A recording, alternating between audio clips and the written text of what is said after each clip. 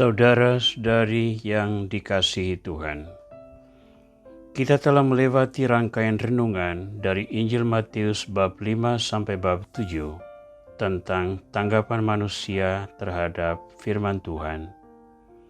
Kiranya refleksi tersebut membantu Anda untuk merenung lebih mendalam dan Anda semua dapat membuat keputusan apa yang harus dilakukan sebagai sumbangan Anda untuk membangun Gereja Kudus.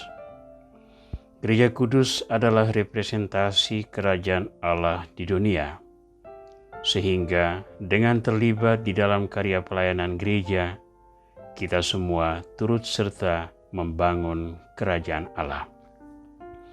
Namun seperti apa kerajaan Allah yang merupakan keselamatan sempurna yang diimpikan oleh setiap orang beriman? Dalam rangkaian refleksi berikut, kita akan menyentuh topik ini, bahwa indikasi keselamatan sudah dimulai dalam kehidupan di dunia, karena kita semua diutus Tuhan untuk mewartakan Injil, membangun kerajaan Allah yang memberi harapan bagi bangsa-bangsa.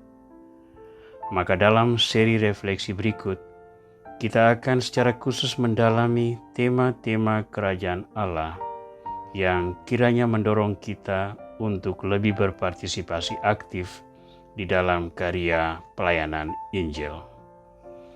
Untuk refleksi kali ini, kita awali dengan membaca Injil Matius bab 13 ayat 1 sampai 17. Perumpamaan tentang seorang penabur. Pada hari itu keluarlah Yesus dari rumah itu dan duduk di tepi danau. Maka datanglah orang banyak berbondong-bondong lalu mengerumuni dia, sehingga ia naik ke perahu dan duduk di situ. Sedangkan orang banyak semuanya berdiri di pantai. Dan ia mengucapkan banyak hal dalam perumpamaan kepada mereka. Katanya, adalah seorang penabur keluar untuk menabur. Pada waktu ia menabur, sebagian benih itu jatuh di pinggir jalan. Lalu datanglah burung dan memakannya sampai habis. Sebagian jatuh di tanah yang berbatu-batu, yang tidak banyak tanahnya. Lalu benih itu pun segera tumbuh karena tanahnya tipis. Tetapi sesudah matahari terbit, layulah ia dan menjadi kering karena tidak berakar.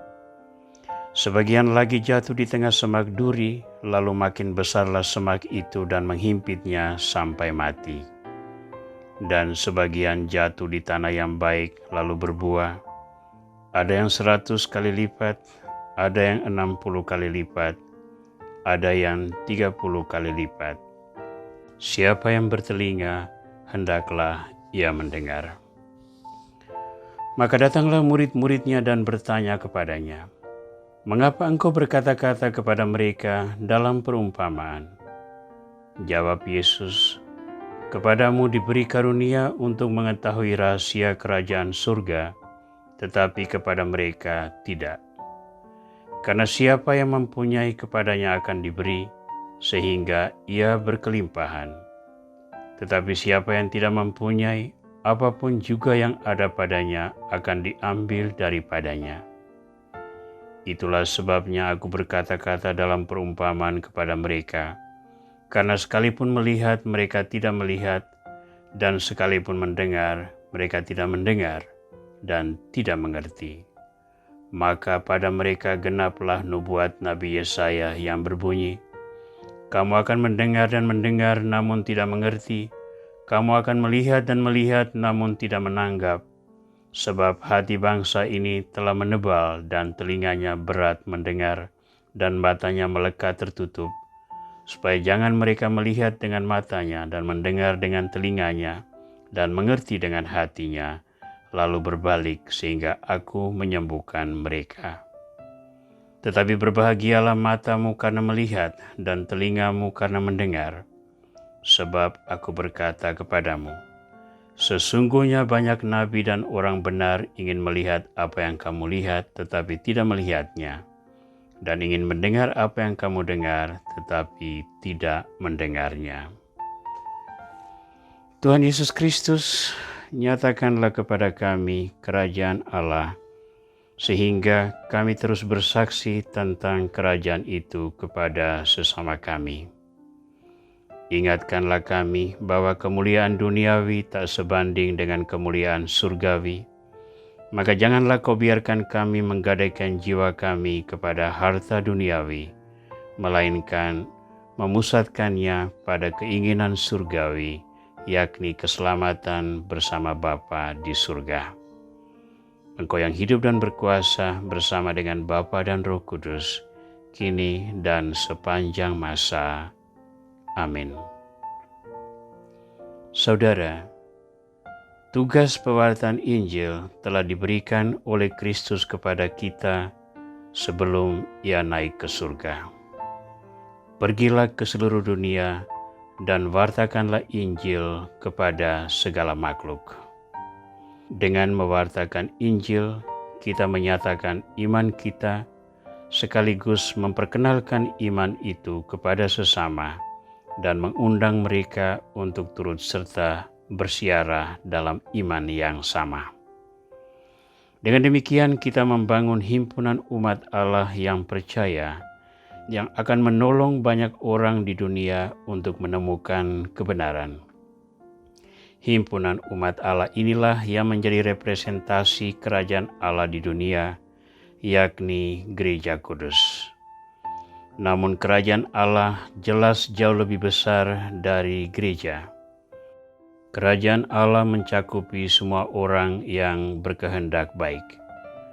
Maka kewajiban kita adalah melakukan hal yang benar, sehingga fondasi kerajaan Allah itu tetap terpelihara dan tidak akan lapuk oleh tantangan duniawi. Perumpamaan tentang penabur mengingatkan kita bahwa karya pewartaan kerajaan Allah ini akan senantiasa berhadapan dengan berbagai tantangan. Ada orang yang ingin menyingkirkan sabda itu, yang lain menerimanya penuh semangat tetapi tidak pernah menghayatinya, yang lain dihimpit oleh keraguan dalam nilai-nilai duniawi. Namun pasti ada orang baik yang dengan rela mempersembahkan diri bagi pelayanan kerajaan Allah, yang akan membawa buah-buah keselamatan bagi banyak orang.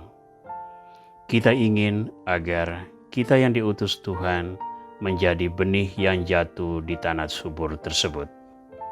Dan ruangan adorasi kita adalah satu tempat untuk memperkokoh keyakinan bahwa kita harus selalu keluar untuk menabur.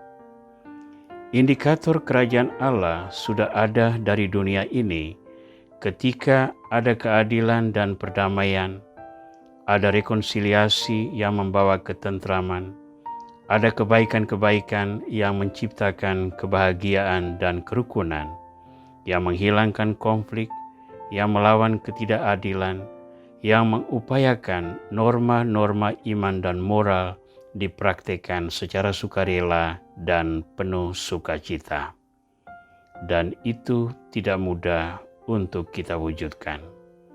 Walaupun tidak mudah, itu tetap mungkin untuk dilakukan. Yang kita perlukan ialah membina militansi diri kita agar oleh tantangan sebesar apapun, keyakinan akan kerajaan Allah tidak pernah meluntur dan keinginan untuk bersaksi tentang keselamatan tak pernah memudar. Keluarlah ke tengah dunia, tanamkanlah firman Tuhan sejauh kemampuan Anda. Yakinlah bahwa Tuhan yang menyelenggarakan semesta akan menemukan cara untuk menumbuhkannya. Tuhan Yesus Kristus, kami rindu melihat kerajaan-Mu bertumbuh dan berkembang di tengah dunia dan memberi harapan bagi banyak orang. Manfaatkanlah pribadi kami yang lemah dan penuh kekurangan ini semaksimal mungkin, agar wajah kerajaan-Mu semakin nampak dan mengundang banyak orang untuk turut serta di dalam pesiaran ini. Semoga permenungan kami, doa-doa kami, refleksi kami, dan niat baik untuk melayani senantiasa Kau hargai dengan kasih karunia yang melimpah, sehingga kami boleh terus bersaksi tentang keselamatan yang mengalir dari kerahiman-Mu. Tuhan, jadikanlah hidup kami pujian bagi keagungan nama-Mu, kini dan sepanjang masa. Amin.